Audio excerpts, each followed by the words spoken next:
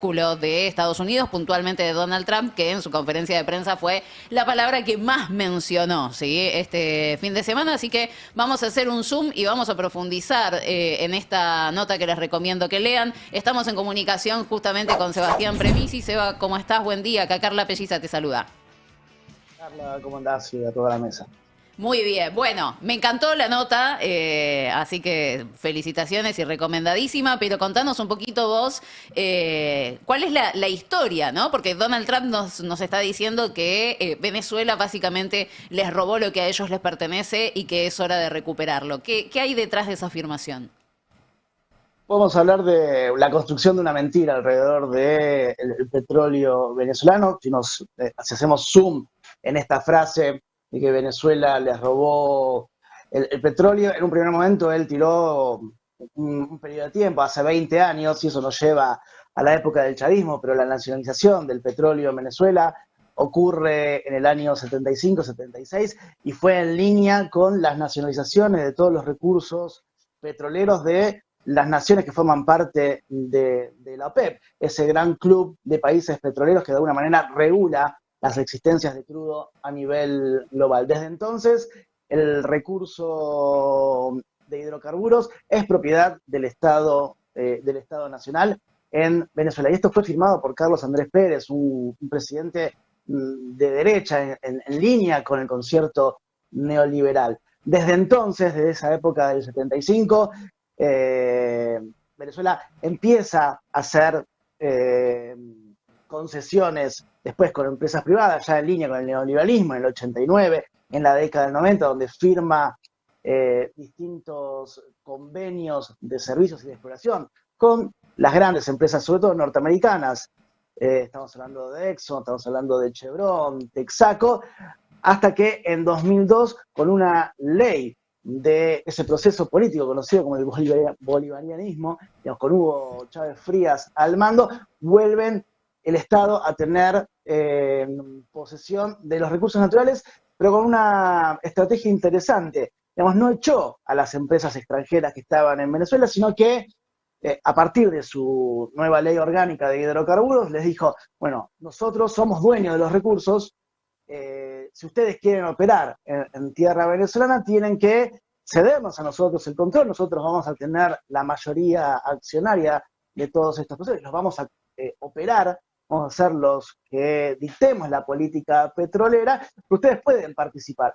Bueno, la mayoría de las empresas habían aceptado, hubo un grupo de empresas que no aceptó tal decisión, que fueron las que llevaron adelante procesos en el CIADI. Sobre ese capítulo es que ahora Trump se monta para decir que nos robaron el petróleo, cuando en aquella época, estamos hablando del año entre 2002 y 2005, en 2005 se derogan 36 convenios de entrega de recursos que se habían dado entre el 89 y fines del 90, se resarce a esas empresas, es decir, que hubo una nacionalización, expropiación, se les paga a las empresas, con lo cual, digamos, estamos hablando de el derecho soberano que tiene cada uno de los estados de manejar sus recursos. Digo, esto es constitucional, nosotros también tenemos una ley de expropiación, es lo que ocurrió con YPF.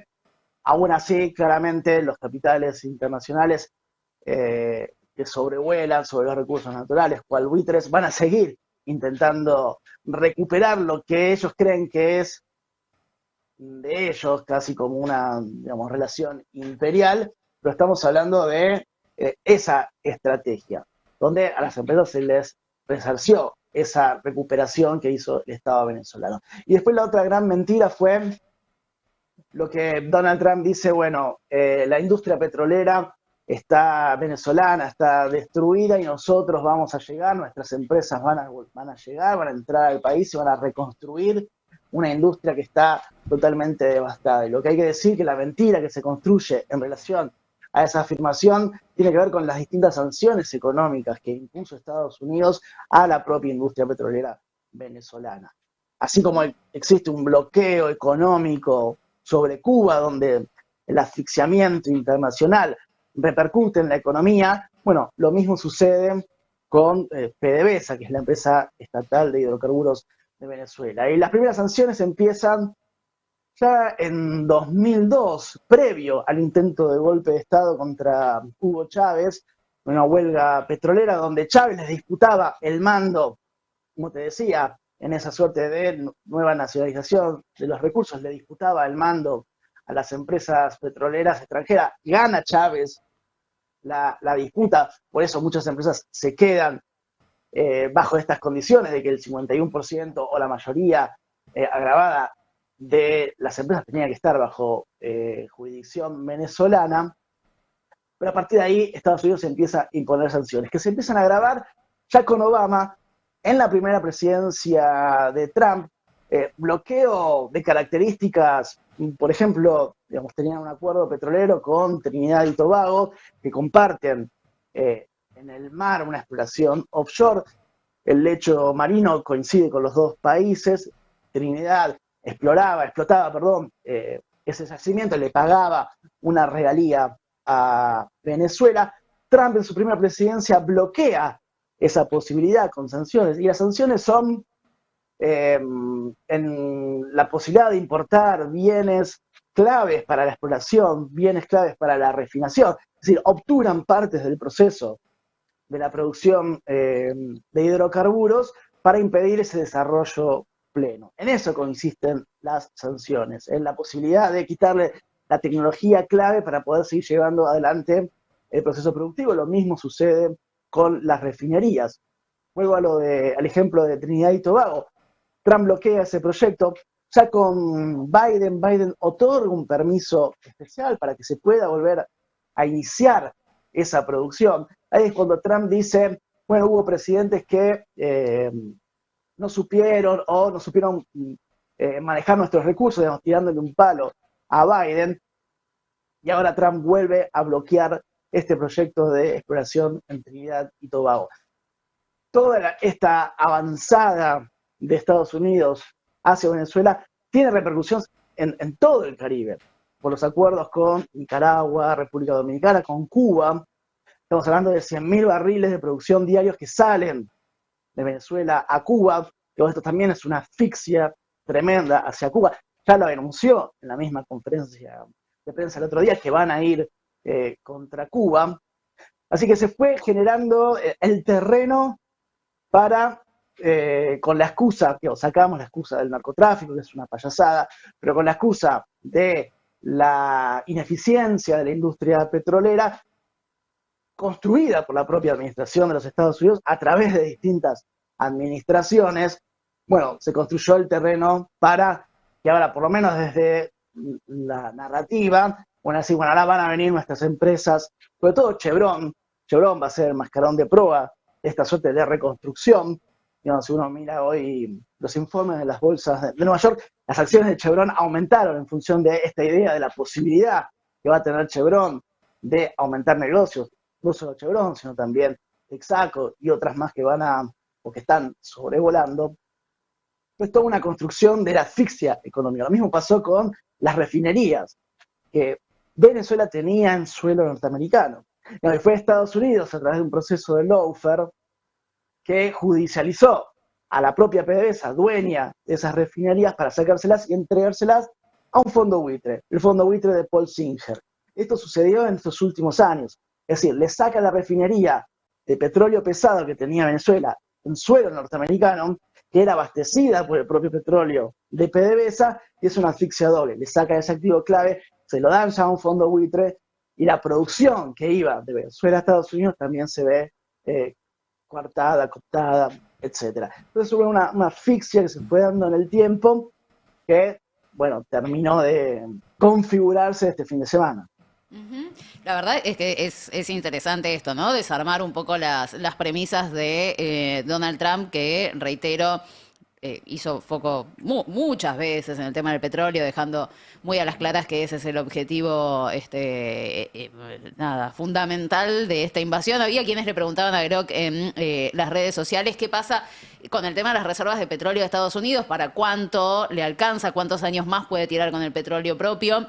Y nada, son unos 10 años más, 2036, pero eso se extendería a otros 72 años si le sumás las reservas que tiene Venezuela, que es el país que más petróleo, más reservas de petróleo tiene en todo el mundo, pero justamente por esta asfixia, la producción y la exportación no acompañan ese potencial que tiene Venezuela. ¿Qué podemos esperar? No sé si ya se va planteando un escenario, porque hay quienes preguntan también qué va a pasar con el tema del petróleo, ¿no? Con esto de Venezuela siendo invadido, con, bueno, esta participación tal vez, si querés, por decirlo de una forma muy simple, menor en el mercado, producto de esta asfixia, pero con un montón de potencial. Ahora tal vez se le ponga un pie todavía más fuerte a las exportaciones de crudo de parte de Venezuela, pero más adelante imagino que Donald Trump lo que va a hacer es sustraer todo el petróleo que pueda para incluso beneficiarse él mismo en la propia economía de Estados Unidos, pero no sé, eso nos va a repercutir a nosotros con Vaca Muerta, eventualmente. ¿Qué es lo que puede pasar? Todo eso junto y todo eso está por verse en función de la propia dinámica del proceso dentro de Venezuela, la resistencia que pueda haber del gobierno de Venezuela a cargo de Delcy Rodríguez. Si aumenta la producción como esbozó Donald Trump, eso va a tirar el precio del crudo hacia abajo. Pensemos que Venezuela forma parte de la OPEP. La OPEP son un grupo de países que regulan los niveles de producción para regular el precio internacional del petróleo. Con esta cantidad de producción que tiene Venezuela, menos de 1 millón de barriles, cuando podría estar produciendo 4 millones de barriles diarios, si no fuera por este conjunto de sanciones, si inyectás nuevamente el máximo de capacidad de Venezuela, vas a tirar hacia abajo el precio internacional del crudo. El crudo que produce Venezuela es extremadamente pesado, distinto al barril, al crudo que producimos nosotros, que es el Brent, pero todo eso repercute, digamos, si baja el precio de un tipo de crudo, va a bajar el Brent, y ahí entra la ecuación económica de la rentabilidad de Vaca Muerta. También hay otra nota interesante en el staff de Javier Luqui que habla un poco de eso. Se dice que el precio de equilibrio de rentabilidad de Vaca Muerta es $45 por barril. Si llega a bajar de eso en función de toda esta cuestión que estamos hablando, bueno, ahí también hay digamos, hay un escenario económico que se abre, pero para mí también lo interesante es pensar que Trump se mete de alguna manera a regular lo que hacía la OPEP. Saca un jugador importantísimo de la OPEP, o importante de la OPEP, para él tener la canilla de la regulación del precio del petróleo. Y otro dato que no me parece menor, producto de estas sanciones económicas, la mayor, digamos, el 90% de lo que estaba produciendo Venezuela se exportaba a China y se pagaba vía swap que tenían con China, es decir, utilizando los yuanes.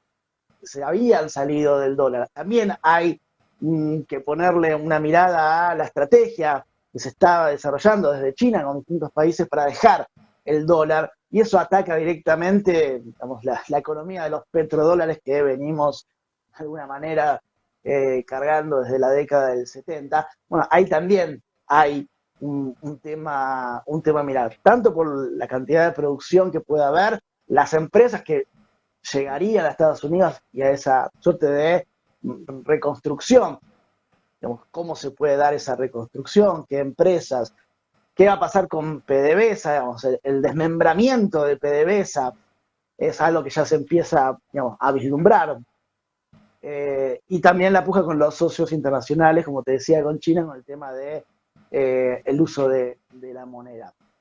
Todo eso juega en estas horas, pero me parece, digamos, ahora uno consultando con las personas que están viendo este escenario, más allá de cómo despotricó Trump en relación al petróleo, bueno, la cuestión interna de cómo se da el proceso de resistencia dentro de Venezuela también va a jugar mucho en esta cuestión. Digamos, no es que ya llega Chevron ahora y empieza a reconstruir lo que previamente habían destruido en términos de la capacidad de refinería, por ejemplo. Ujú.